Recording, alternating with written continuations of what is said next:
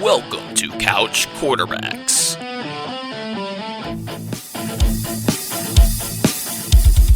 What's going on, you guys? Welcome to episode 4 of the Couch Quarterbacks. I'm Andrew Rochford. Here with me is Ben Steinberg. After our 1 week bye week, Stein, we are back on the air with another episode of the Couch Quarterbacks. You know, every NFL team gets a bye week, so we needed our bye week as we we got the early bye week in the season. We got the early bye, which doesn't always bode well, but we're back.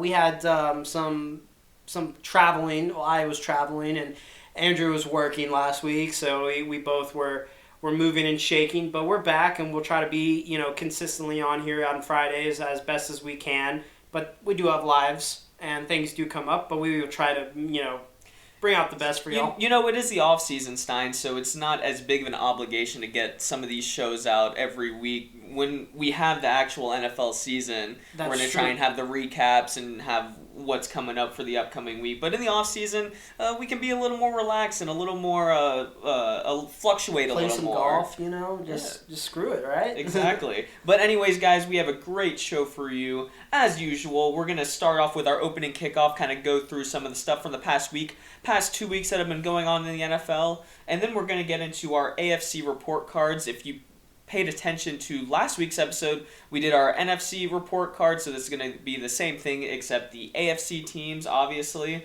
But without further ado, Stein, let's hop into it with our opening kickoff. Yes. And we'll start off in Pittsburgh with Big Ben agreeing to a deal with the Pittsburgh Steelers, coming back to them in 2021. He was already under contract, but he had a huge cap hit, over $41 million, so they restructured some of that, reduced his pay from $19 million down to $14 million. It's going to be spread out. Only $5 million, yeah.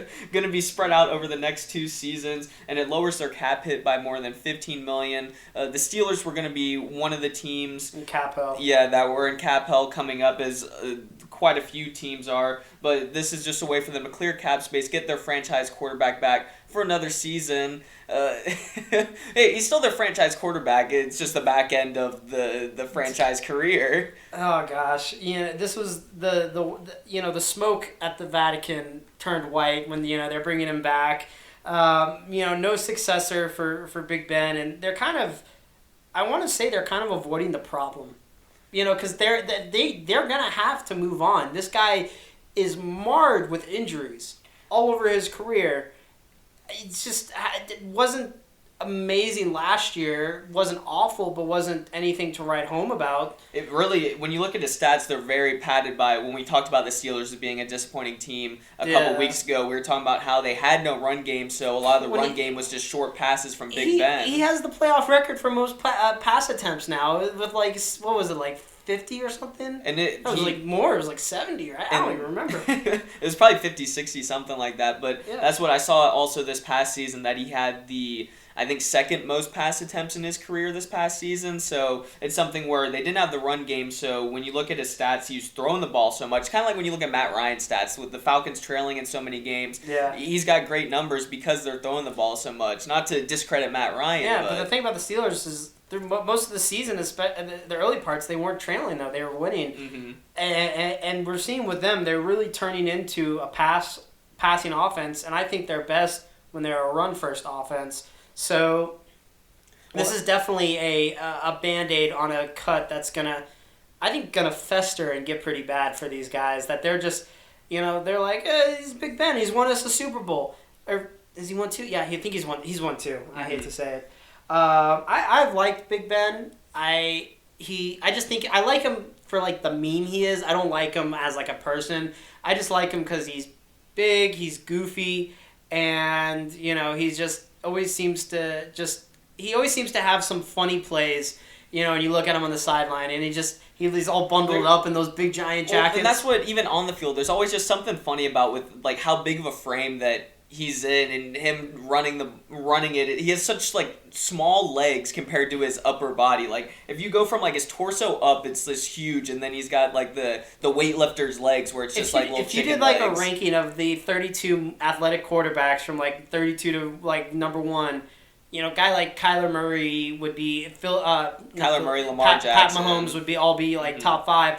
I think Big Ben literally would be like number 31 or 32. Yeah, it'd be between him, Tom Brady, and Matt Ryan. Yeah, maybe. Matt Ryan would be up there. Yeah. Drew Brees at this point in his career, I would say he'd be there. A lot of older guys in the league, but you kind of hinted at it, Stein. So Big Ben back for another season. What's their 2021 outlook looking like? So they had the 11-0 start this season, kind of faded in the back half of the season. They've got a couple of big name guys that are free agents and that they need to bring back. We talked about how they're going to be in cap hell. Bud Dupree, Juju Smith-Schuster, James Conner, all free agents. We talked about Pouncey retiring, so they're going to need a new center. Yeah, I think their gilded offensive line is starting to break up a little bit. DeCastro is still a stud, but I mean he's getting up there too. I think Villanueva is also a free agent this offseason. So remember the commercials with the Browns and the Ravens being better teams than in years past. I mean, and hell, even the Bengals are they're not gonna be great, but they're at least gonna be improving. They have some young. They'll have Joe Burrow back next season, hopefully healthy. So I think that the reign for the Steelers atop of this AFC North is kind of over. Honestly, their window is so short. Literally, they were bad for a little bit, and then they got good the past 2 seasons, and now I think it's gonna close again for them. I don't think they're going to get Conner back. You don't want to re-sign a running back, especially a guy who was ineffective in his last year. I love the story with Conner, but you need to move on. Juju is starting to become a team cancer for them. Yeah, we talked about it before. Off the field antics and all the Browns are the Browns, and he's just going to get memed upon and become the next. I hate to say it, become the next Antonio Brown. And they still have Mapletron, so they're and Deontay Johnson, and James Washington, so they're not dying for receivers. Mm-hmm. So I think if they lose Juju, it won't be bad. Bud Dupree was kind of bad at the beginning of his career, but really he's kind of settled into a consistent starter. I would say, honestly, been one of the better linebackers. Combo. Watt is their best. TJ is their best defensive player. Maybe the best linebacker for sure. Dupree would be, it would hurt them, but it's not going to be the end of their defense. Especially, I still think they, have a great secondary. Well, and that's and the thing is with Dupree kind of being more in the prime of getting more into the prime of his career. Another guy that's going to be wanting a pretty big amount annually, so I don't think it's something that they have the money to try and bring him back. Linebackers are so similar to running backs, their lifespans, because like running backs, they like to do the hitting, and they're going to get hit, and these guys, especially, they lose so much.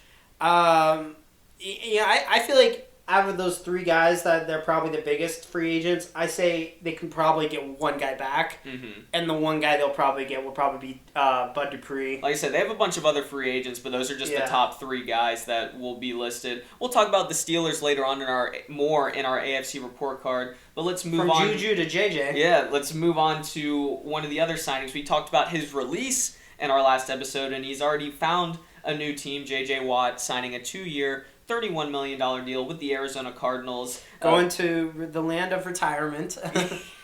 That's what joining back up with DeAndre Hopkins, joining up with Kyler Murray, reportedly had more money on the table from the Colts and from the Browns. JJ had said that he wanted to compete and go to a contender, try and get a ring at this point in his career. Arizona, out of the 3 teams that are mentioned there, it seems they've got a great team. They were about 500 last year. They're a good team. They're not. I wouldn't say they're a Super Bowl team. I mean, look at the Colts and the Browns both made the playoffs last season. Yeah. The Cardinals didn't. That's kind of a surprising thing. The fact they said Arizona is a contender compared to the other guys who are offering him a little bit more money.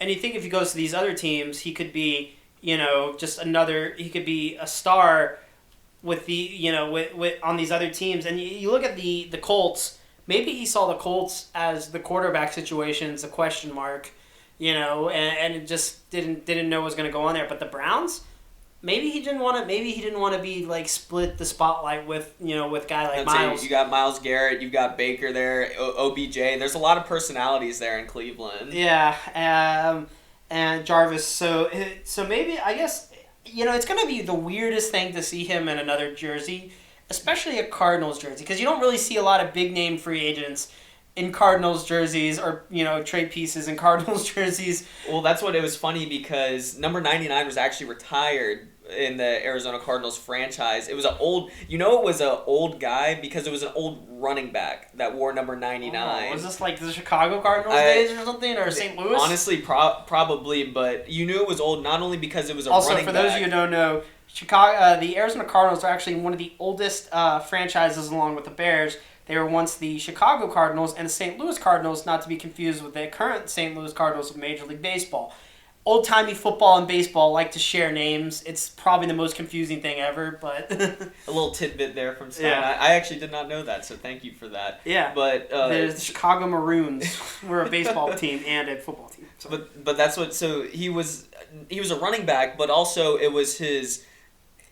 I think it was his granddaughter. It was either daughter or granddaughter was the one that gave the blessing for J.J. to use number 99 if he wanted to. So that's how you knew it was an older guy from the Cardinals system. But J.J. will most likely be wearing number 99. What kind of difference is this going to mean for the Cardinals? Like I said, they were a 7-9 team last season. They're in the toughest division in the league. Yeah. So does this put them over the hump into the playoffs? Could they make a run in the playoffs? I honestly don't think that JJ is the guy, the NFL player, defensive player of the year like he once was 3 times over. I like it that they get him. They get a leader. They get a veteran, a guy who is probably going to instantly, go in that locker room and just help out the younger guys. That's what, put it this way. It's not going to hurt them, but I don't think it's going to be it's not the piece that's going to let them beat the Bucks or beat the Seahawks, to win the NFC or the Packers.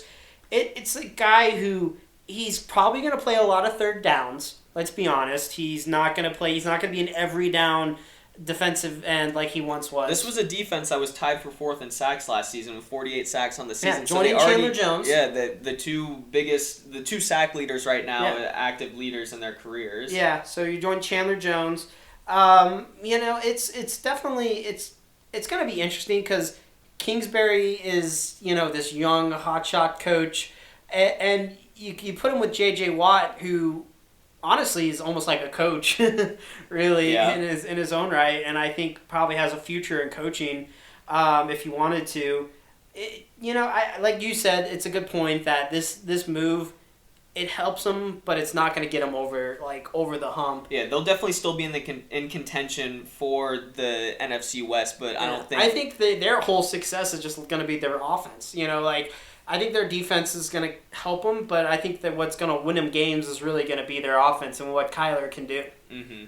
And going on to our final segment in this opening kickoff, the NFL free agency vocab word of the week right here, diaspora. Diaspora, coming yes. As we saw a plethora, another vocab word there, a plethora of cuts this past week. That includes Thomas Morstead, Jared Cook, Kyle Rudolph, Desmond Trufant, Golden Tate, David Mayo, the Kyle Van Noy, and Alex Smith, all guys that are reported to be released. I hate to see Smitty, especially after winning Comeback Player of the Year.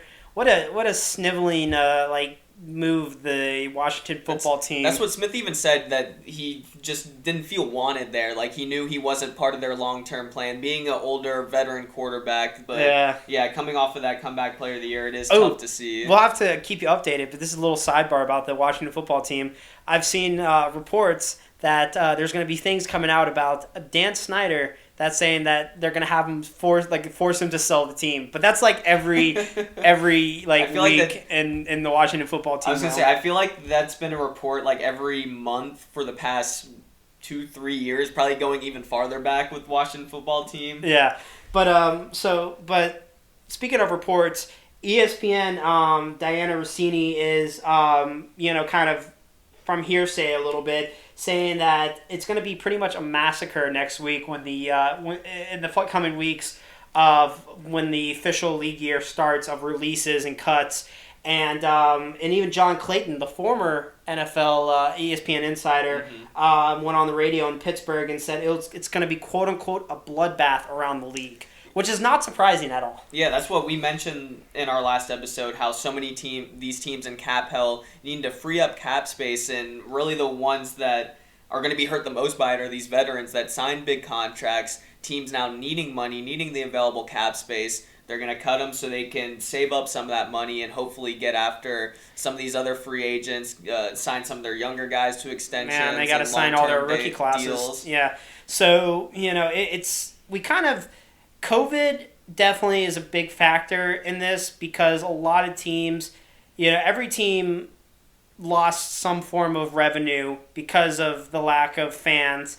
Even if teams had like a little bit of fans, rather having no fans, every team was hurt in a way. And that's what, not to mention a smaller salary cap jump compared to seasons before or what they were expecting. Yeah, and I'm sure TV numbers were down as well, just in general because of just people, no one, a lot of people didn't want to watch a random Thursday night game, with no fans in the stands. Just not very appealing. So money's been down all around, so teams are going to be a little bit closer with the the money, the wallets to the chest. Let's talk about some of these players though, real quick. Golden Tate. It's time. I think it's time to hang up the cleats. I mean, it's an older guy. He's a guy that could sign for a veteran minimum for a team that's looking for receiver help. He's been on and off the field with injuries the past couple seasons. Yeah, but the fact he was almost like the Giants' number 1, number 2 guy, that ain't gonna fly anymore. I mean, you look at pretty much all these guys, Stein, Jared Cook, Kyle Rudolph. A bunch of tight ends. They're in their low to mid 30s. Kyle Van Noy was a surprising one. He was in the first year of a 4-year, $51 million deal with the Dolphins, and the Dolphins being a surprising team, which we'll talk about in a little bit. Team on the rise. And then the Saints, with Tommy Morstead and Jared Cook, and that's like just the beginning of the Saints cuts, I think. Yeah, I mean the Saints projected $70 million over the cap, so that's what, when you're paying your punter, he was probably making like a $1.5 million or something like that. It's like, could I get someone else that could punt the ball maybe 5 yards shorter for the rookie? Can I just sign somebody out of this rookie class, which they'll probably end up doing? Desmond Trufant. It's kind of good that we got rid of him when we did, because this is just, we would have been even more cap hell, the Falcons would have. What I think they might do is they might sign him. The Falcons could sign him, and he'll retire. Think they'd sign him back? I think they'd do what they did with Thomas Davis, and I think Trufant might retire. Trufant's not that old of a guy, though. His position. I mean, he's 30. I thought he was younger than that. His position's lifespan is pretty young. Cornerback, unless you're like a great like Pat Pete, Darrelle Revis, those guys can play till they're 35 plus. Trufant has never been that guy. I think I've seen the Falcoholic, shout outs to them, have actually said they had an article trying to make the case that they should sign him for like a 1-year deal, but I think they maybe should just sign him and let him retire, like just because he was a good Falcon when he played. I think that he could probably find a deal with the team if these guys are willing to take less money, take the whatever the veterans minimum is. I think that pretty much all these guys on this list could find another team if they wanted to, especially with guys. Now Alex Smith, what do you think about that? Alex Smith is a different story. He's the outlier. He's not the outlier. He's not going to be a starter. That's for sure. He might be able to sign as a backup. Definitely be able to sign as a guy going into camp to compete with some of the other guys. Maybe go to a team and mentor a younger quarterback. Is there a team though that you think he could start on? Is there any team that has a comfortable that has an uncomfortable enough quarterback situation where he could be that guy?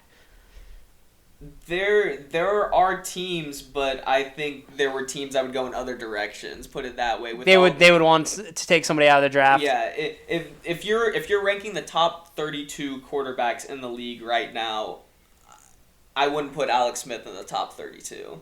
I wouldn't either, and that's just because he's not a starter. I just don't see him as a starter either. That's what, like I said, I think he could definitely find a deal somewhere, at least get into training camp, compete for a backup spot. But I do think we are blinded with rose-colored glasses about his story. Mm-hmm. Like, we want to see him succeed. I mean, this guy had literally, if you ever curious, look up, it's graphic, but look up his leg There's a good E60 on it also. Yeah, the full story. Just an amazing story. A guy who was a first overall pick. Like, people forget about that. And just always seemed to find success and then get replaced by someone else. Yeah. You know? Yeah. Let's move on to some of the last things in our opening kickoff. Wide receiver Tyrell Williams signs a 1-year, $6.2 million deal with the Detroit Lions. It's significant because the Lions' top 3 receivers from this past season are all going to be free agents. They could franchise tag Kenny Golladay, but Danny Amendola and Marvin Jones are probably out the door. He was released last month by the Raiders, signed with a 4-year, $44.4 million deal with them back in 2019. Played decent in 2019, had a couple of injuries, and then didn't play at all this past season, had a torn labrum. And then a couple of guys that retired, you mentioned it a couple minutes ago, Stein, linebacker Thomas Davis, at the age of 37, signed a 1-day deal with the Panthers and then announced his retirement. He played the first 14 seasons of his career in Carolina before spending the last 2 with the Chargers and Washington football team, respectively. He was a 3-time Pro Bowler, had 3 ACL surgeries on the same leg, and was also a Walter Payton Man of the Year. So just a great long football career for Thomas Davis. And a damn good dog. Yeah, he was out of the University of Georgia. And then finally another guy that announced his retirement actually today on Friday. Fullback Anthony Sherman retires after 10 seasons, spent about 8 of them with the Kansas City Chiefs, won the Super Bowl last season, and was a 2018 Pro Bowler. Surprising to see Sherman, the fullback. I'm not really sure on the lifespan of a fullback, and you think that maybe he would want to go out on top one more time because they're going to be back. They're going to be back there. That's what it would have made more sense if it would have happened last season, or if the Chiefs would have beaten Tampa this past season. Yeah. I guess, we don't know what's going on, and I bet he probably just is tired of blocking. I mean, he does a lot of blocking as a fullback, so I guess he's tired of that and just ready to hang it up. So, but I mean, a great career in an underrated position. Mm-hmm. Let's go into our AFC Report Cards, Stein. Like I said, very similar to our last show. We're going to go division by division. I was going to say conference by conference. Conference by conference, yes. Before NFL conferences. We'll go division by division and just go through the teams in that division, give them a grade, kind of talk about their season, and then a question for the offseason and for their upcoming season, maybe how they can improve, just some sort of question mark going into next season. So Let's start off with the AFC East. And the team that actually won the division in the AFC East this past season, the Buffalo Bills, 13-3. They were the 2 seed overall in the AFC and lost in the AFC Championship game to the Kansas City Chiefs. But overall, after going in as a wild card team last season, took a big step up. Josh Allen, adding Stephon Diggs. What a great duo that was. Really, what a win-win, for both teams. The Vikings getting that, losing a guy who wasn't helping them, and then the Bills adding, one of their new weapons. I like to say the Bills are pretty much the new kings of the new class and the new kings of the East, as long as Josh Allen stays healthy and they really just keep improving around every facet of the ball. What is nice about them is that they're it's still a young team and they have a lot that they can still left to accomplish. And I just think that in the playoffs, they just lost to the better team in the Chiefs. There wasn't anything that really caused them to lose. There wasn't bad defense. There wasn't ineffective offense. It was just, they just ran into the better team, more talent. How many teams have beaten the Chiefs this past season? You had the Raiders, you had, the Chargers in Week 17 maybe when they sat all their guys, and then Tampa Bay in the Super Bowl. So, but we mentioned with Josh Allen really taking a big step from 2019 to 2020. He was decent in 2019, but in the top 5 in a lot of categories, such as completion percentage, passing yards, passing touchdowns, and QBR is probably the biggest difference. He had a 49.4 QBR in 2019. That was 7th worst among quarterbacks. Jumped all the way up to 81.7, which was third almost best. Doubling his QBR in a year. Which really is, in the year, middle of the year, some QB, some MVP grumblings, which definitely well deserved. Unfortunately, Aaron Rodgers, did better. Had the season that he had. Yeah, but I think that Allen is definitely going to be in the top 5 for MVP odds next year. Early odds, and I honestly we'll see him winning a MVP at some point in his career, whether it's in the next 3 or 4 years. I think especially. Yeah, that's what. And then going on to Stephon Diggs, led the league in receptions, led the league in yards, also 1,535. And probably the biggest question for them is how can they beat the Chiefs? They don't really have a run game. Josh Allen was their leading rusher this past season. Their defense is good. I would say on the verge of being great, maybe adding 1 or 2 guys on the defense. Yeah. But how can they get past the biggest name on their defense is Tre'Davious White. Maybe add... I think what they would need is maybe one more big name on defense, and maybe spend this draft improving their offensive line / running game. Mm-hmm. I like their receiving core right now. I think Diggs, Beasley, and Brown gives them a nice 3-headed monster. Not to mention the young guy Davis also. Yeah, so you got weapons, and the running game was just not ineffective. I mean, who were they throwing out at running back, at any given time? They had Devin Singletary, they had a rookie, Zach Moss, and neither one was great out there. Zach Moss got hurt during their playoff run, so Devin Singletary was a lone guy. Like I said, it was mainly Josh Allen's arm and then Josh Allen's legs. Josh Allen running, which I love that. Which I don't think is a bad thing, that he led their team in rushing yards. That's not a bad thing, but... to really be a team to beat the Chiefs, they're going to have to be great at every single facet of the game, because the Chiefs are a team that can adapt.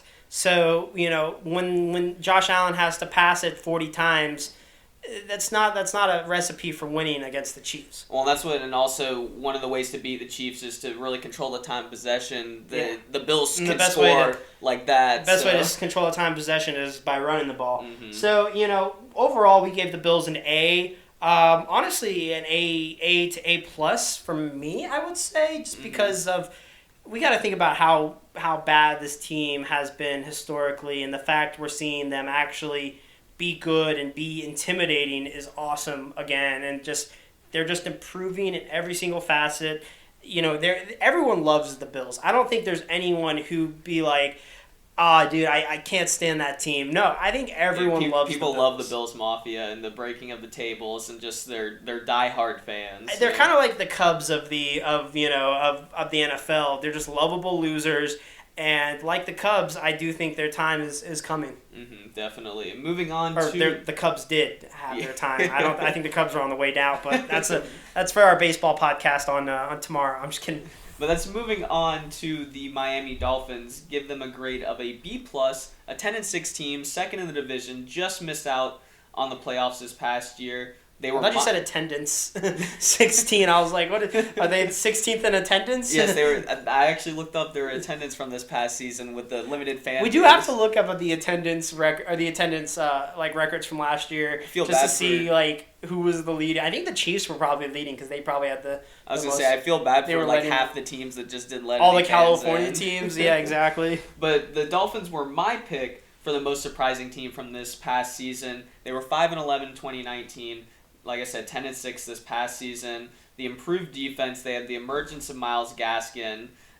Ryan Fitzpatrick was great for them. Tua got a little bit of a taste of the NFL. Got a couple starts. Wasn't exactly the best quarterback out there. Yeah. There's even talks about them wanting to move on from him. So yeah, because of where the draft capital that they have the number 3 pick. I didn't realize this, Stein. Actually, we'll kind of go into this. Because the big question for them is, are they committed to Tua?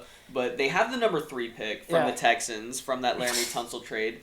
They not only got that, they got the first rounder last year. They also got the Texans' second rounder this year. The Texans don't have a pick. Their first pick is in the 3rd round, and they were one of the worst teams in the NFL this past season. We'll skip the Texans when we get to them. It's just... But that's what the Dolphins have the 3 pick. They have their pick at 18. They have the 36th pick from the Texans, 50 and 82. So they have 5 picks in the first 3 rounds of the draft. So they're not exactly a team. They don't have a big name free agent that they need to sign back. And they're expected to have around $31 million in cap space. So this is a team if that they can figure out the damn quarterback, this team is gonna be good.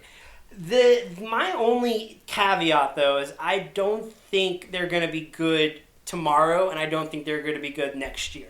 it's going to take a little bit to develop. I see them.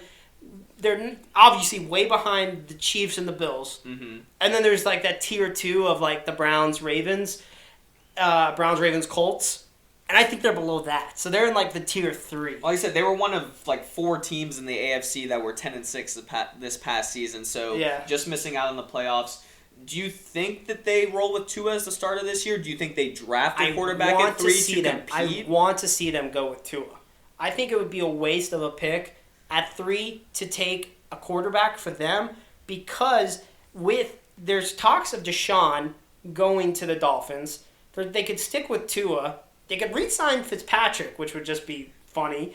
Or they could just go in another direction and get some of these other guys who want to leave, whatever quarterback. See, that's one of the biggest things that doesn't make sense to me is they're talking about drafting a quarterback at 3, having them compete with Tua. Penei Sewell. That's the draft's over. I think they go wide receiver. It seems like they Penei or Jamar. Jamar, Jalen Waddle, something like that. But it makes no sense to me why they would draft a quarterback at 3 when they have Tua, and then have both of them compete and just trade whichever one's worse. How about bringing back Josh Rosen? Okay, just bring back Josh Rosen and everything's fixed. Gosh, is he still on the roster? I don't think he bounced around. He's on a couple different teams as a backup quarterback. I couldn't even tell you which team. He was on 2 different teams this past season. Remember. But so I think they should stay committed with Tua. This league is so quick though to be like, what have you done for me lately? Tua wasn't great. He wasn't a world beater. He showed signs. But he wasn't Herbert. He wasn't how, Patty Mahomes or Lamar Jackson were in their rookie years. It's going to take some growing, but we've seen him dominate in college. And I think maybe if they get him some weapons. That's why a lot of people have them going wide receiver. I mean, Mike Gesicki is legit at tight end. Like I said, I'm excited for the Dolphins. That's what I'm saying. You're going to be excited. Yeah, when I was writing this, I was like, man, if they have a good offseason. Especially if they don't have anybody they need big to resign. They have the good draft picks. Yeah, they don't really have a big name guy that they need to resign. They have cap space. So Dolphins, Jags, AFC Championship in 2 years? If they have a big offseason, I could definitely see them taking that next step. I still see the Bills being ahead of them in terms of the division, but this could be a team that could shock a division winner in the wild card round next year in the AFC playoffs. Definitely. So we gave the Dolphins a B+. I think that's a fair grade. Hopefully next year they'll be in that A- range. I don't think they're in the A+ yet, but definitely. Like I said, depends on the offseason. Yes, and they could very disappoint us because we are both going to put our chips in, I think, it sounds like, for the Dolphins. Let's go to a more disappointing team, and I don't really know if that's fair to say, and that's the Patriots. 7-9 record, 3rd in the AFC East. Just missing Brady and missing what worked for them. Yeah, so they missed the playoffs for the 3rd time since 2002. Had a couple of guys sitting out this past season because of COVID. You have Dante Hightower, Marcus Cannon, Patrick Chung, all starters on this team that sat out for COVID concerns. You mentioned missing Brady. They signed Cam Newton to hopefully replace him and be somewhat close to what he was. A former MVP to replace a former MVP. Just that's how it works. But Cam, just to shelve himself, a lot of people say he can't pass, which is true. Ran well. Yeah. Did run well. We will give him that. And I want to see Cam succeed, but just wasn't able to in New England. He's honestly another guy that we talked about Alex Smith and whether or not he can get a starting job next year. I don't think Cam will be a starter next year. I don't think any team, with how he played this past season, I don't see why any team would want to sign him to be their starter. Once again, I could see him being a backup quarterback, but I also don't see Cam Newton being a guy that would take a backup role. Cam to the Bears? Oh, Big Cat would be so mad. Cam to the Bears, a team that can't pass, a guy who can't pass. That might... I'm just saying. I'm speaking into existence, but I feel like Bears fans would rather have Ryan Fitzpatrick at quarterback. Honestly, it makes so much sense for him to go there. Or they'd rather have Mitch back. Oh gosh. But going back to the Patriots. It's time for it's gonna be new quarterback. Is it Stidham? Is it secret option behind the curtain. A lot of people like Trey Lance going to the Patriots, being the next Brady-type quarterback. Small school. Well, no, Brady went to Michigan, but like a guy who's underrated out of college. I kind of like Lance at the Patriots. Granted, he won't be effective for a few years. And I do think the Patriots are trending downwards, especially with the Dolphins and Bills trending upwards. That's what they got. A couple of free agents: Rex Burkhead, James White. We mentioned Cam, Thuney, and Andrews, both on the offensive line. All three free agents this upcoming offseason. They're projected $62 million in available cap. That's in the top 5, like third overall, I think. From NFL they'll have teams. money to spend. They'll have money to spend. It's just a matter if they get the right pieces that'll fit with Belichick. Yeah, and I feel like people want to be coached by Belichick. So I feel like they should bring back Van Noy. That'd be an interesting move. Yeah. Once again, I think that they could be another team floating around 500 because they have the cap space to make moves. Yeah. But I just don't see them being better than the Dolphins or the Bills next season. No. And I think they will have a surprising win or two against like the Chiefs or the Dolphins, Ravens, one of those guys. But then I still think they're 7-9, 6-11 kind of team. Yeah. So moving on to the final team in the division, 6-10.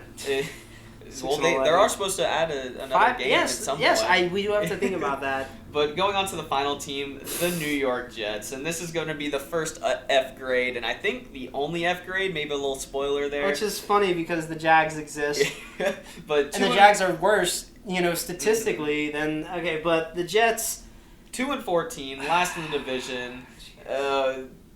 The biggest thing for me, why I gave them the F grade, Stein. Yeah. They were in line for the 1 pick all season. And then they even blew a game. Trevor. Yeah, Greg Williams literally sent an all-out Cover blitz. 0 yeah. against the Raiders. So they lost that game. But then they win in weeks 15 and 16 against 2 playoff teams. Against the Rams and the Browns. Defense, and then a good young team with the Browns. They win 2 straight weeks, lose that number 1 spot, and they now have the number 2 pick in the draft. They lose out on Trevor. This team, I can't think of a single highlight. The only play I think of is that blown cover 0 that they had. That's a low light. That's not even there. That was a highlight for them at the time to keep the 1 pick. Yeah, I can't think of a single usually with these goofy, terrible teams, they have some funny highlight or something, but you can't even think of that. It's just a team that no one wants to play on. What's their cap situation looking like? They've got a lot of cap space. Which it's projected makes $77 million, so that's it makes second sense. just to the Jaguars. Who's gonna they were really smart to get. Honestly, I think keeping Gase throughout the season was kind of was a good thing. Because it just it showed that they were gonna that he screwed up so bad that it's no, you have his fault. It's his punishment that he has to stay here, and finish out his season and his contract, or he didn't finish out his contract. Make him stay around for the whole season and just sit there and suffer like that. Because he knew his job was done. He had to have known. The writing was definitely on the wall. And he's probably gonna go be a college coordinator someplace. It just what a terrible fit. Now you get a guy Saleh who is very great signing. Defensive minded, a very mature coach, if that makes sense. A guy who's been successful in San Francisco with everything going on there. Remember the San Francisco woes of a couple of years ago? Really turned around that team and made it into a Super Bowl contender, barring injuries. So he's got a tough workload ahead of him. This isn't a guy though this isn't a Kingsbury guy that they bring in. This is a guy who is a smart guy. That's what I like Saleh. The big question for the Jets is, are they committed to Sam Darnold? And they have the 2 pick in the draft, so people are kind of back and forth. It's are they committed to Darnold? Are they going to trade him, try and get a Deshaun or something like that? Yeah. But the thing is, I like Sam Darnold. It's so hard for him because he had Adam Gase as a coach. He had terrible coaching, no offensive weapons. Frank Gore was their leading rusher this past season. Yikes. Man's 87 years old. Yeah. They've had no wide receivers. Jamison Crowder, who was a cast-off on the Washington football team a couple years ago has been their man. leading receiver the past 2 seasons. Yeah. He's literally had no weapons around him. Anyone that has an inch of talent just wants to jump ship because of how bad the team is managed. So that's their biggest question is, are they going to stay with Sam Darnold? And I think they should keep him, get a weapon for him with the 2 pick, trade back for another team that wants a quarterback at the 2 pick, get some more capital. I think that the Jets should stay with Sam Darnold. You know, I'm going to agree with that, Rich. You know, I know we're supposed to disagree to make it more interesting, but I do think that Darnold, you know, needs a chance to really show what he can do with a competent coach and a competent team. Gase is just so incompetent that it's just not even fair. Because, I mean, just think, if Darnold ends up being really bad again, or if they get him weapons and he's going to be really bad, they'll just be bad again. They'll have a top pick once again. Just go after another quarterback. Yeah, Arch Manning. There you go. Or trade for another quarterback. But the Jets definitely have a lot of moves they need to make this offseason. They need to have a good draft, and it's going to be a couple years for them to turn it. I don't think they're going to be like laughably bad. But I do think they're going to be good for 3 or 4 wins, like at most. They were a 7-win team last season. Back in 2019, went down to 2. I could see them being a 4 or 5 win. I say their ceiling's probably like 6-ish, maybe around there. Especially, I like to say they're going to be stuck in the mud for a little bit as they kind of get like they're not as exciting because the Dolphins were in this situation a few years ago, like a year or 2 ago. That's what I was going to say. Is it's like with the improvements of some of these teams in the division, also that it's tough to see them getting more than a couple wins next season. Let's move on to another division. You were talking earlier in the show about how the NFC West might be the most toughest division. Mm-hmm. I think this division, the AFC North, you can make the argument for the definitely could. For the toughest division. So let's start off with the first team, and that is the Baltimore Ravens. We gave them a B+, 11-5 on the season, 5 seed, losing in the divisional round.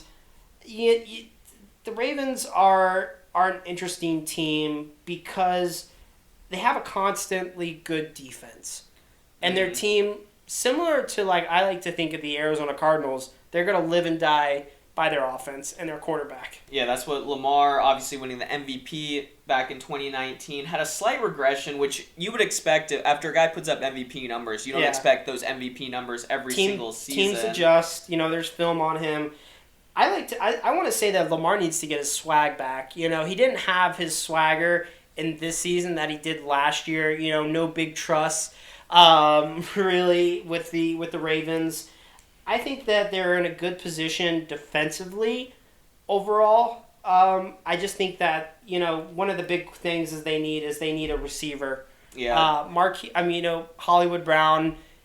769 yards, which led the team. 6 of his 8 touchdowns were in the last 6 weeks, so really most of his production came in the back half of the season. Yeah. They have the stud tight end in Mark Andrews, but even he had a down season compared to what he did in 2019.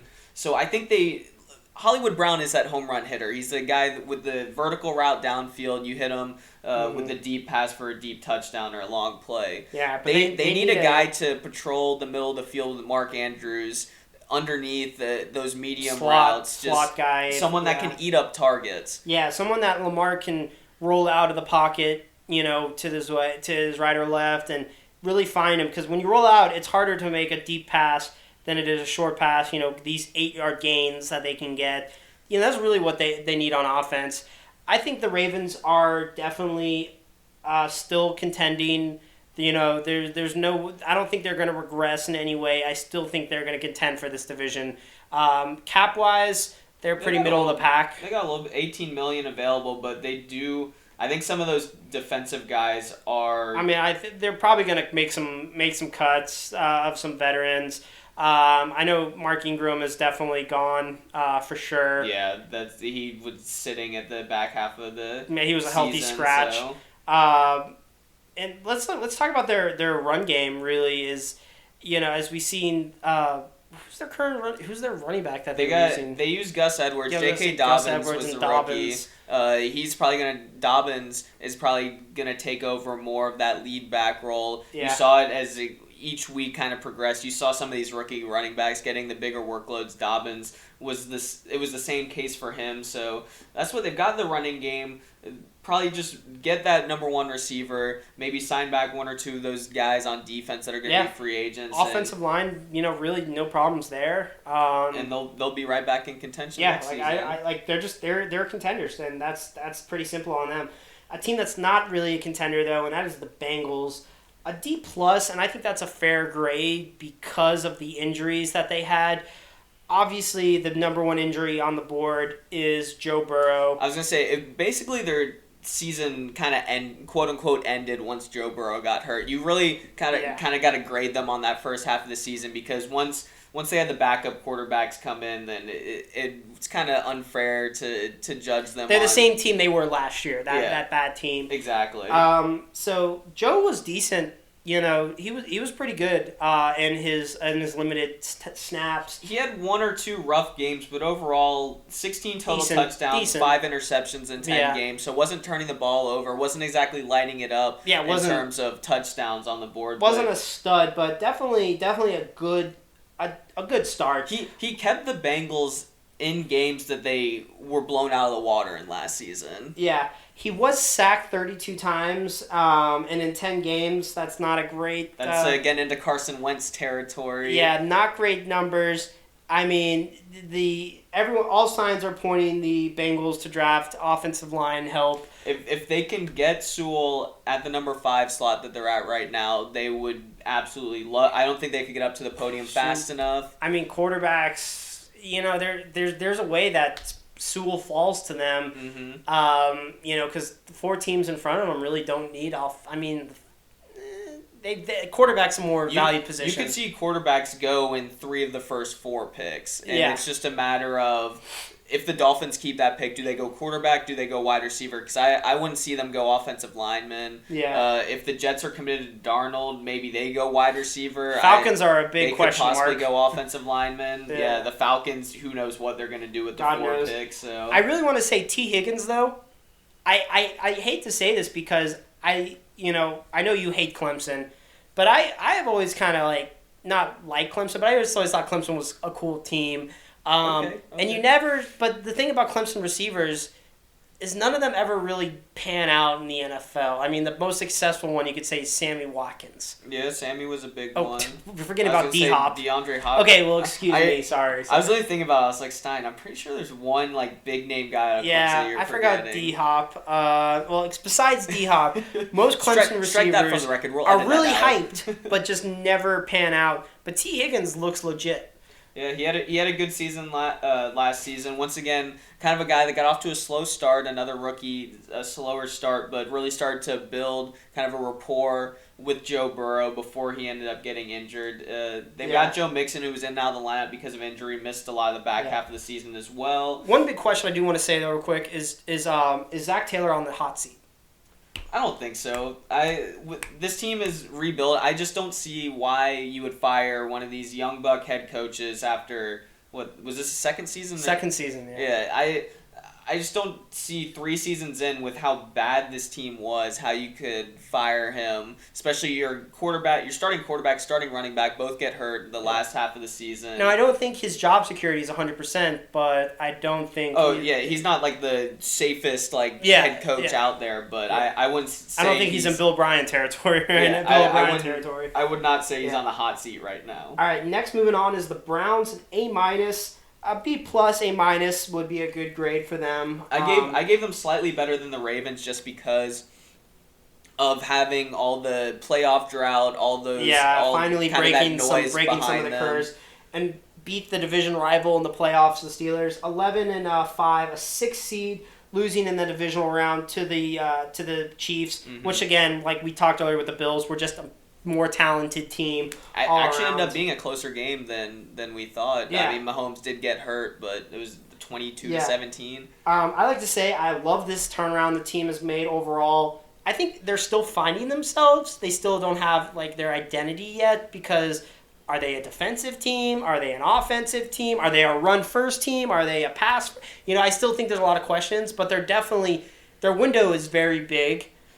I think the biggest reason why why you're struggling with their identity is because I don't think they're fully committed to Baker yet as their franchise quarterback. They were talking about that on ESPN this past week of whether or not he gets that big contract once his rookie deal is up.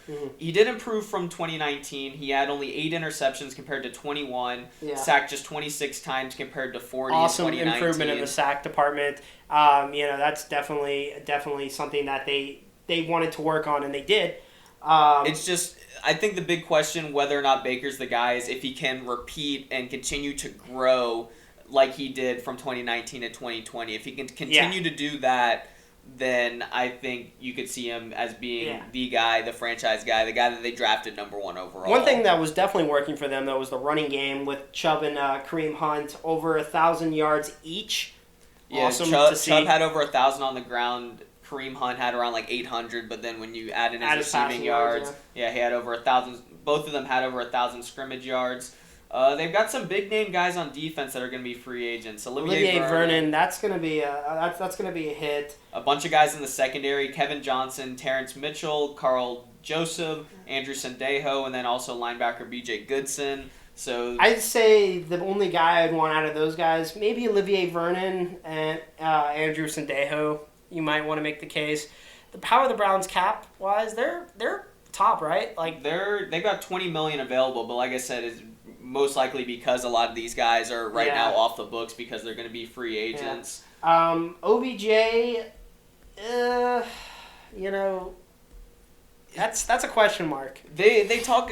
You heard it all last season. It's like, are the Browns actually better with OBJ because Baker doesn't feel like he's forced to throw to him because he'll complain if he doesn't end up getting the ball force-fed to him? Yeah. It's kind of like the Matt Ryan Julio debate that you hear all the time. So, OBJ, he had that great game against Dallas where he had the 2 receiving touchdowns, the rushing touchdown. But besides that, you look at his stats, and he had decent numbers, but not wide receiver 1 numbers. Yeah, not numbers that he had earlier. He's got 3 more years left on his deal. Especially a guy should be peaking, in his career numbers around now. That's what he's got. 3 more years left on his deal, about $15 million each season. I mean, a team that could use a wide receiver as long as you can deal with the drama that could go on in the locker room and off the field. Yeah, imagine Juju and Odell and. But both of them on the Jets with Adam Gase. That would be something. Adam Gase is gone though. Just both of them on the Jets. Bring him back. Yeah. but yeah. So if they're able to bring back some of these guys, OBJ, if he stays healthy, it doesn't complain about not getting all force-fed targets. It's a great offense. Can be a great defense once again. So they're definitely looking to go back-to-back and reach the playoffs once again next season. Moving on to the Steelers. We'll try and go quickly through them. We've talked about the Steelers the past 2 weeks now. We talked about them in the opening kickoff. Yeah. Gave them a B grade. It could be B+. It really because what's in the forefront. A great beginning of the regular season. I was going to say the biggest reason why it's lower compared to these other teams is because the 1-4 end and losing in the first round of the playoffs to the Browns. We mentioned I don't know how many times the great start, the bad finish. Yeah. We talked about Big Ben. And I'd say the biggest question is what direction they go at running back. We mentioned James Conner going to be a free agent. Yeah. They've got a couple young guys on their roster, Benny Snell, Anthony McFarland, Jalen Samuels. Do they go with one of those guys? I looked at a mock draft recently where it had them getting Najee Harris with their first-round draft pick. There's a bunch of different directions that the Steelers could go, but they need to improve that run game. Yeah, I say you got an elite receiving core, a good defense. I guess just tack Big Ben on at the end of that and just fix the run game, and they could be a team that's not disappointing like we said they were. Let's move to the AFC South. The first team, we gave them a D. The Texans, honestly, a D- could also be an acceptable grade. On the verge of an F tier joining the Jets. Yeah. I like to say a dumpster fire of an organization, and all their flaws have got exposed now in the offseason. That's the only reason I didn't give them an F is even without the Deshaun drama, just how good he was on the field this season. Great. When you think about the Jets, they really didn't have a superstar guy on that team, where at least the Texans, they had Deshaun, they had Will Fuller was a great player this past season, so they had a couple of big guys. That's why I didn't give them an F. But yeah, you talk about finally getting rid of Bill O'Brien. They don't have their first 2 rounds of draft picks. J.J. Watt's gone, Deshaun wants out, Nuke's already gone. it's just something's going on in that locker room, in that front office that we just don't know about. Surface issue. They might need to get some. They got to get some new stuff going on. That Jack guy, I forgot his name. The team president or whatever, Jack. You got to help me on this one. I'm looking. I should have wrote it down. Jamie Roots? No, Jack. I don't think he's the GM. He's like head of player development or something. I'll look into it. We'll look it talking up. about that. But Jack. I literally been listening to things all week about him. Jack Easterby. Jack Easterby. Yeah, he's doing something to the team. Executive Vice President of Football Operations. He's pretty much the head of everything right now because they're in limbo with everything. But they are going to be my pick, and I hope your pick too, for the worst team in the NFL next year. Especially if someone ends up pulling the trigger on Deshaun, which is the question for them this offseason. Yeah. It was reported last month that they wanted 2 firsts, 2 seconds, and 2 defensive starters for him. Deshaun says he wants out. He met with Caserio and some of the other guys in the organization. They said that they want to keep him, don't want to trade him. So it's a whole ordeal that's going to be probably the talk of the NFL offseason, this whole offseason. Yeah, and when he does get traded, or if he does, it's going to be a week long of like that. And the Texans literally are just going to be the worst team in the NFL, maybe for the next 2-3 years, in my opinion. Let's go to the Colts, a better team, B+, 11-5, 7th seed, lost in that wild card game. Honestly, better than expected. They are playing rent-a-QB, though, which I like to say is, Get that as a slogan, or a little rent-a-QB. Yeah, literally, teams are playing rent-a-QB right now. Defense was good. Always liked their defense. Offensive passing game is pretty dated. We're looking at T.Y. being a free agent. But the run game is really kind of what's starting to take off. Yeah, it took off at the beginning of the end of the season. Jonathan Taylor, another one of those rookie running backs. He had over 1,100 rushing yards, average 5 yards a carry, 11 touchdowns, which you like to see, a lot of those red zone carries. Yeah. Phil Rivers at quarterback did well for them. Obviously, was able to do good enough to get them to the playoffs. You mentioned about the wide receivers. Michael Pittman, the young guy that is... He might be their number 1 next year. Yeah, that's going to be a big question. Besides what's Wentz going to do next season, can they get Wentz some targets? Because besides T.Y. Hilton, Zach Pascal is a free agent, Mo Alley Cox.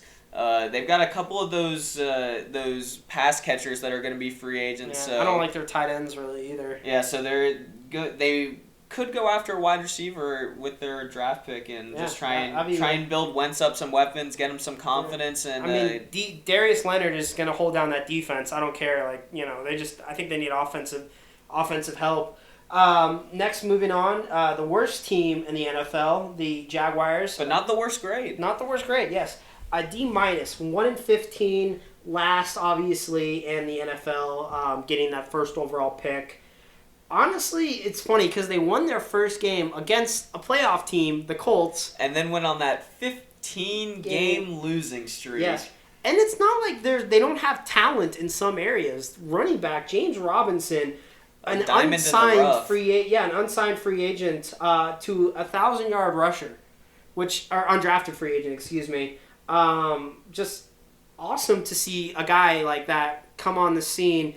And especially on such a bad team, too. Yeah. Like, being able to find some sort of bright spot from the season. Yeah, and I do think K'Lavon Chaisson and C.J. Henderson are going to be good eventually, but they just, rookie growing pains. That's what they definitely learned, that Minshew is not their long-term QB solution. You had the whole Minshew mania from last season. Who are they else? They had Mike Glennon starting games. Mike Glennon just does not look good in a football helmet. Mike Glennon, he just looks he doesn't look good on the field, doesn't look good off the field. Yeah. They have probably the most boom or bust coach signing of anybody. I don't like the Urban. If they had signed a better coach, or a coach that I liked more, a coach that has NFL experience. Yeah, I would like their outlook a lot more. They've got 11 total draft picks, so they've got a bunch of. They got draft the best picks. Draft capital. They're projected $82 million in available cap space, so they can sign some free agents So literally, if you're playing Madden and you're the Jags right now, like you're gonna have a little fun. You're signing all these guys that are getting cut, all the veterans that are getting cut from these teams. You're gonna have some fun. You're gonna be able to put together like a puzzle or like a Frankenstein of veterans. As long as they don't just destroy their whole cap situation for the next couple of years, sign which 1 year. It is the Jags, which they can very much do. Sign guys to 1 year deals maybe, so you get your cap up for this season. If a team with like a good GM like the Ravens had this, like it'd be over. But that's what they've got Trevor. Yeah. They're gonna try and we don't know. But they will. They 99.99% chance they got Trevor. Yeah. They've got the 25 pick, the first pick in the second round. They've got another pick from the Vikings. And they also have Laviska Shenault, who wasn't bad too.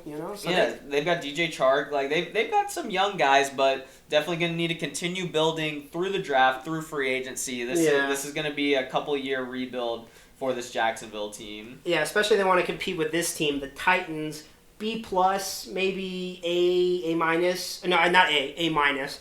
B+ range. 11-5, 4 seed, lost in the wild card. Literally, I say they're better than their record would have you believe. But they are a one-trick pony, and that one-trick pony is Mr. Derrick Henry, Tractor Cito. 2,000-yard rusher, averaged 25 touches a game between on the ground, and he also got a couple receptions a game. Yeah. Just an absolute stud once again. All the stiff arms Josh Norman has probably still got nightmares about. Yeah. Ryan Tannehill at quarterback looking decent. Proved he wasn't just a one-year guy. Really 65% completion percentage, almost 4,000 passing yards, and 33 touchdowns with only 7 picks. So that's still good and starting quarterback numbers. What I liked that they did so much this season, he had 7 rushing touchdowns this season because he did his little dance. Yeah, they would get down to the 1 yard line and then they would just read option. Yeah. Everyone would commit to Derrick Henry up the middle, and then he would literally just crawl into the end zone. I like that. A.J. Brown has really come on the scene as a great receiver, and even Corey Davis finally taking that step that we've been hoping he would. Unfortunately, he is a free agent. Him and Jonnu Smith, the tight end, both free agents, so we'll see if they want to sign either of those guys back as offensive weapons. But I think they need to improve their defense. They've got the great offense. They've got Tannehill, A.J. Brown, Derrick Henry. Maybe sign back either Corey Davis or Jonnu Smith. Yeah. And then try and get some pieces on that defense because I think that's the thing holding them back. They've been a playoff team, but that's what is holding them back from going deeper into the playoffs and competing with these Chiefs, these Bills teams. Yeah, I mean, I like the Titans. I really like the direction they're going. Vrabel has really emerged as probably the best Belichick disciple we've seen. Granted, this could all blow up in our faces if Derrick Henry gets hurt, Yeah, especially Derrick Henry is. And the clock strikes. One of the older and the clock running strikes backs. midnight on Ryan Tannehill, Cinderella. So that's what at any moment this is a ticking bomb that could just could blow up. Yeah. But right now they're and looking they did lose Arthur Smith, to our Falcons as coaching as the new head coach of the Falcons. So I think they'll continue. I think whoever comes in next as offensive coordinator will be like. Yeah, let's just do what he was. Let's just do what Smith was doing. Derrick Henry. Yeah. All right, let's move on to the West for our last segment. Broncos D+. D for disappointing. Right? There's one really good team in this division, and then 3 teams that are just kind of they're there. They kind of exist, but there's nothing really good to say about them. Yeah, 5-11 is not a terrible 5-11 is a lot different than being 2-14. Yeah, we talked about worse teams than the Broncos so far in this conference. So big steps back across the board, though. Injuries didn't help. Von Miller, Cortland Sutton, Drew Lock had probably the worst sophomore slump we've seen in a while. Yeah, we mentioned him as one of the busts from this past season. Tied the league lead with 15 interceptions. This is a team that. Remember the Broncos back with Peyton Manning used to be kind of that winning mentality. They've had 4 straight losing seasons and pretty bad losing seasons too, only 4, 5, 6 wins. Yeah. So John Elway does get a promotion, but now he's not really in charge. He's not the GM or he's not being GM role anymore. So this could help them a little bit. That's what they've got the number 9 pick in the draft, and do they think Drew Lock's a long-term solution? That's the thing because I like Locke. I liked him A last year. lot of people liked Locke going into this season. It's like a breakout. Liked.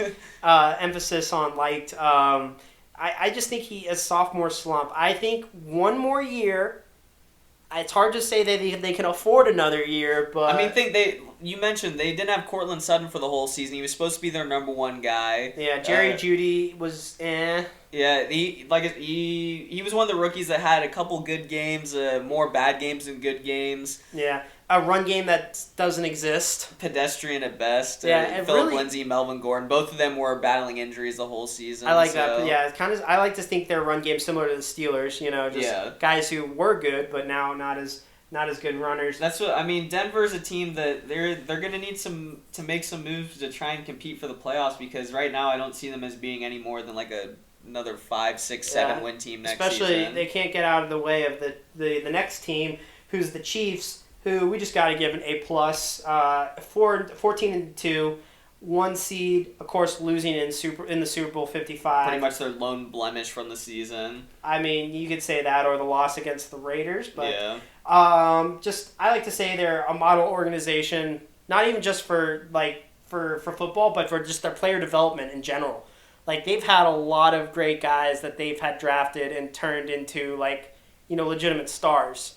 Yeah, that's what, and when you're talking about... This is a team that doesn't sign a lot of people, really. A lot of homegrown talent, definitely. Yeah. And when you talk about this Chiefs team, you got to mention these 3 guys, between Patrick Mahomes, with 5,000 total yards between passing and running, Tyreek Hill, 1,300 yards, receiving 17 touchdowns total, and then Travis Kelce over 1,400 receiving yards, 11 touchdowns. I mean, that's 75% of their offense right there. Yeah. A decent defense, a defense that plays well enough to keep up with the high-scoring offense that the Chiefs put up. The only question I really have for them is, why would you not pick them as an AFC favorite again? I can answer this.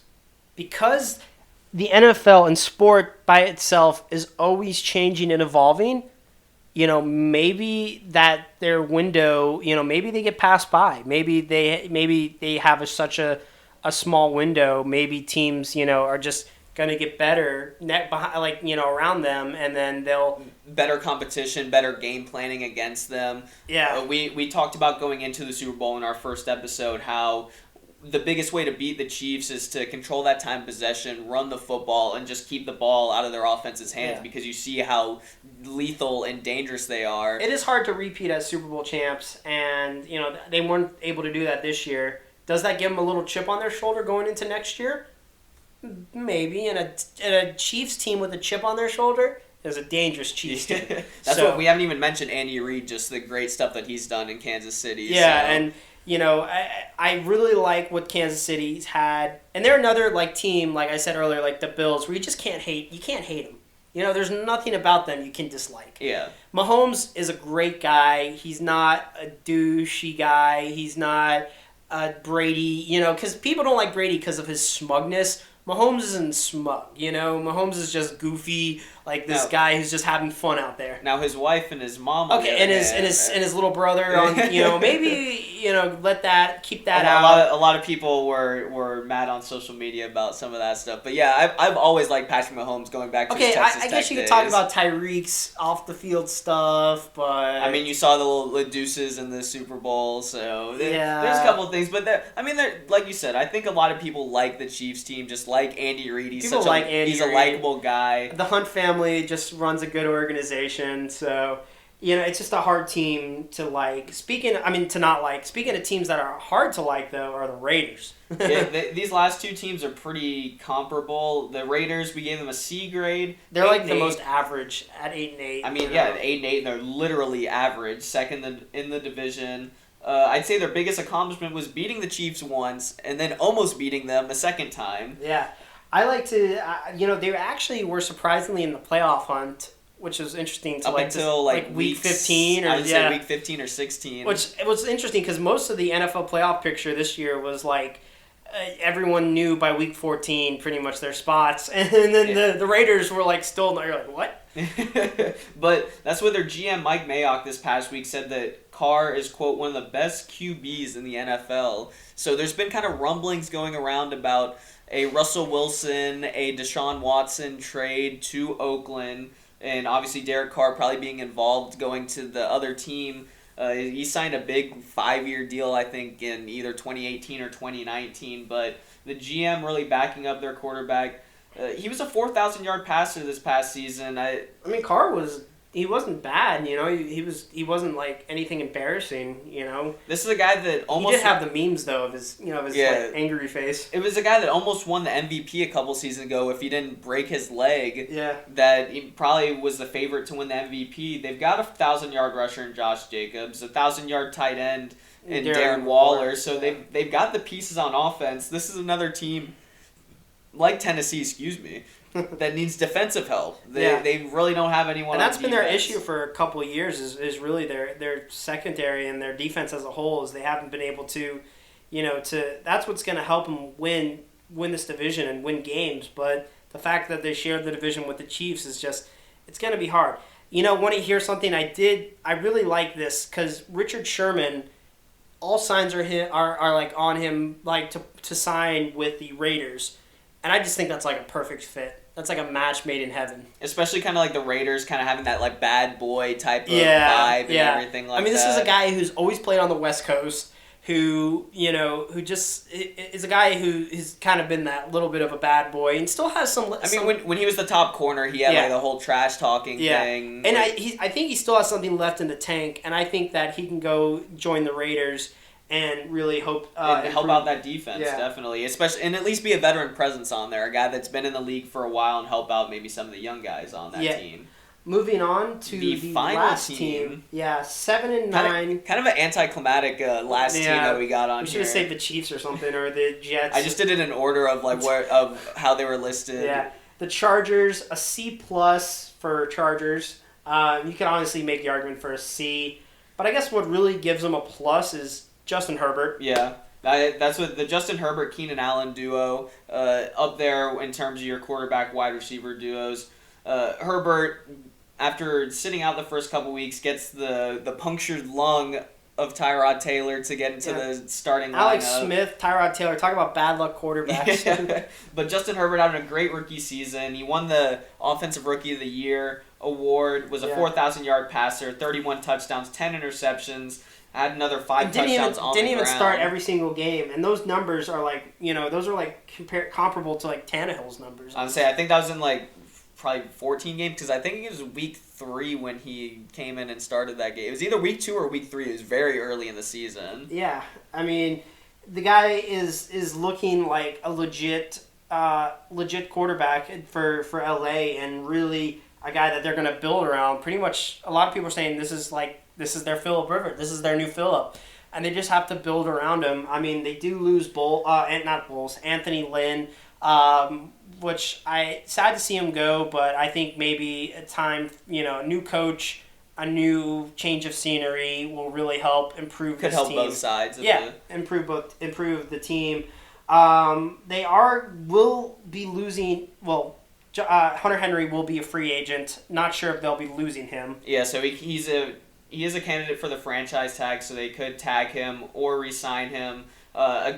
Besides Keenan Allen and Austin Eckler, a good part of this offense had 60 receptions, 600 yards, and 4 touchdowns in 14 games. So that would be a big loss for them if they lost him in free agency. Yeah, but he's kind of just quietly coming on and being a good tight end, not a great tight end, but a good tight end. And this is a team that I think while they're comparable to the Raiders, I think they have a better defense. A guy like Derwin James had season-ending injuries the past 2 seasons, has barely played. Losing Bosa. And they lost Bosa as well, so they've got pieces on defense. I think they're a much better defense than a team like the Raiders, and they have a decent offense as well. So if they can kind of get the right pieces in there, then it's a team that could compete for a wild card spot next season. Yeah, I mean, this AFC West, with the exception of pretty much the Broncos right now, is pretty competitive. I mean, if the Chargers can be healthy and have, Justin Herbert continue to improve, and then the Raiders can get something on defense that helps,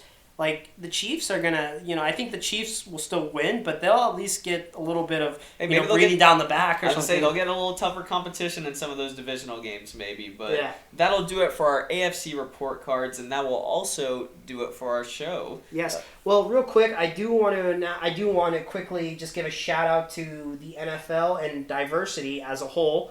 As I did want to say this in our beginning segment, Andrew, but we kind of went past it. Teetered off, my bad. No, it's okay. It's okay. So we did see last year, and especially I think it was in the Super Bowl, the first female official in the NFL. Sarah Thomas, awesome.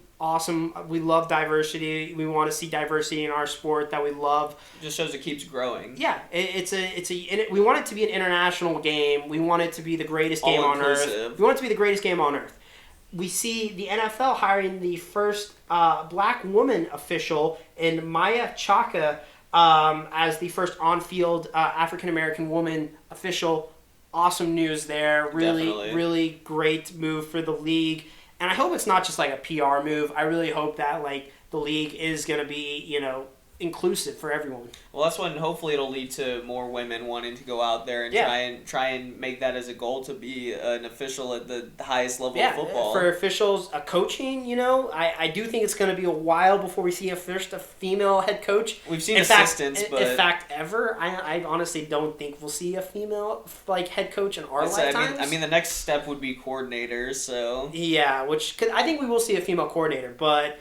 It's just a great, step, and we just want to see the sport grow, and it's growing, especially in that regard. So definitely, awesome, definitely great news to hear going into next season for the NFL. But that'll do it for episode 4, guys. Thank you, as always, for tuning in to the Couch Quarterbacks podcast. Be sure to follow us on Instagram at the Couch Quarterbacks, spelled out quarterbacks. So we had a little issue with that. Our spelling champion over here in Stein didn't know how to spell quarterbacks correctly, or the fat thumbs missed it, or something like that. I didn't know. But be sure to follow us on Instagram for any sort of updates on when we're going to be posting, and all sorts of stuff that we'll have up on the story for latest NFL news. Our next episode, we're going to be doing some predictions, Stein. Yes, I think it's gonna be our 2021 quarterback episode. We're going to have predictions on where quarterbacks are going to end up. And I think we're going to have a definitive list of every team's starting quarterback for this league year of 2021. Yeah, that's what definitely some teams are going to be easier than others to predict, but going to try and predict every single team's starting quarterback for the 2021 season. And then maybe give like a rating on every team's quarterback situation, because some teams the Colts, even though they do have Wentz, who would give them a plus grade, their quarterback situation is down because Wentz is more of a rental, maybe. A bigger question mark. Yeah, exactly. So we'll have that for y'all next week, but be sure to follow us on Instagram, like I said, for any sort of updates on when we're going to be posting. But that'll do it for the Couch Quarterbacks podcast. Thank y'all for tuning in. We will see y'all on the flip side. See you guys next time. Have a good one.